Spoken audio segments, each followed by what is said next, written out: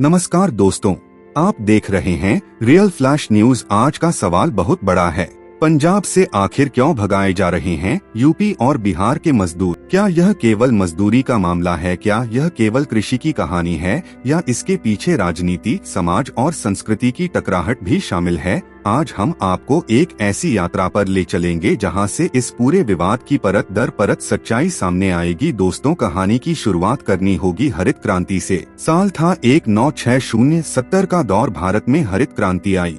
पंजाब और हरियाणा सबसे बड़े लाभार्थी बने। सरकार ने किसानों को नई तकनीक दी, बीज दिए, उर्वरक दिए, पानी की सुविधा दी, फसल की पैदावार बढ़ी। लेकिन खेतों में एक बड़ी समस्या थी, काम करने वाले हाथ बहुत कम थे। यहीं से कहानी में प्रवेश करते हैं। यूपी और बिहार के मजदूर। गंगा के मैदानी इलाकों में गरीबी बहुत थी।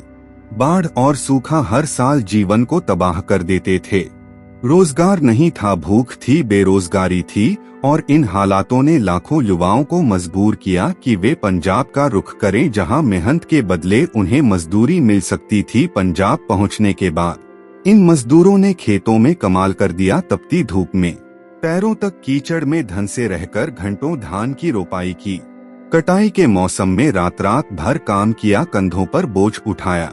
गांव से दूर रहकर खेतों की मिट्टी में अपना पसीना बहाया और पंजाब धीरे धीरे भारत का धान का कटोरा बन गया। यहाँ यह कहना गलत नहीं होगा कि अगर पंजाब आज भारत के अनाज भंडार को भरता है तो उसमें किसानों के साथ साथ यूपी और बिहार के मजदूरों की मेहनत बराबर की हिस्सेदारी रखती है।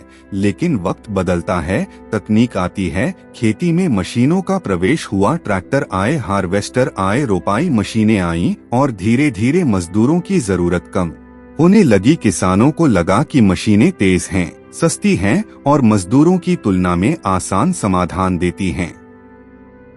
दूसरी ओर मजदूरों ने भी अपनी मांग बढ़ाई। पहले वे 100-150 रुपए में दिन भर काम कर लेते थे, लेकिन महंगाई के बढ़ते दौर में उन्होंने 400-600 रुपए तक मजदूरी मांगनी शुरू कर दी। यहीं से किसान और मजदूर के बीच टकराव पैदा हुआ। किसान कहने लगे कि इतनी ऊंची मजदूरी देंगे तो हम घाटे में चले जाएंगे। मजदूर कहने लगे कि हम भी तो परिवार पाल रहे हैं, हमारी मजबूरी भी समझो। इसी बीच राजनीति ने आग में घी डालने का काम किया। कुछ स्थानीय संगठनों ने नारे दिए कि पंजाब में काम पंजाबियों को मिलना चाहिए, बाहरी लोगों को नहीं। यहाँ से एक नई बहस शुरू हुई और धीरे धीरे यह बहस जहर बनकर समाज में फैलने लगी। अब हालात ऐसे हो गए कि मजदूरों से झगड़े होने लगे। कहीं खेतों में उन्हें मारा गया, कहीं रेलवे स्टेशन पर उन्हें अपमानित किया गया और मजबूर होकर बहुत से मजदूर वापस अपने गांव लौटने लगे। दोस्तों, यहाँ सवाल उठता है कि क्या यह समस्या केवल मजदूरी की है या फिर इसमें राजनीति और समाज दोनों की भूमिका है? सच्चाई यह है कि मजदूरी की मांग एक वजह है, लेकिन राजनीतिक बयानबाजी और सांस्कृतिक टकराव ने इसे और भड़काया है। अब सोचिए, अगर मजदूर पंजाब छोड़ देंगे तो क्या होगा? समय पर धान की रोपाई और कटाई नहीं होगी। हर किसान मशीन खरीदने की ताकत नहीं रखता। फसल समय पर तैयार नहीं होगी। उत्पादन घट जाएगा और इसका सीधा असर भारत की खाद्य सुरक्षा पर पड़ेगा। पंजाब अगर धान का कटोरा है तो उसमें खेत और मजदूर दोनों बराबर की भूमिका निभाते हैं। किसान अकेले सब कुछ नहीं कर सकता, मजदूर अकेले सब कुछ नहीं कर सकता। दोनों साथ मिलकर ही पंजाब को और भारत को अनाज दे सकते हैं। लेकिन समाधान क्या है? सबसे पहले सरकार को आगे आना होगा। किसानों और मजदूरों दोनों का भरोसा जीतना होगा। न्यूनतम मजदूरी तय करनी होगी ताकि मजदूर शोषित भी न हो और किसान घाटे में भी न जाएं। दूसरा, मजदूरों के लिए शिक्षा, आवास और स्वास्थ्य की सुविधा सुनिश्चित करनी होगी ताकि वे पंजाब में सुरक्षित महसूस करें।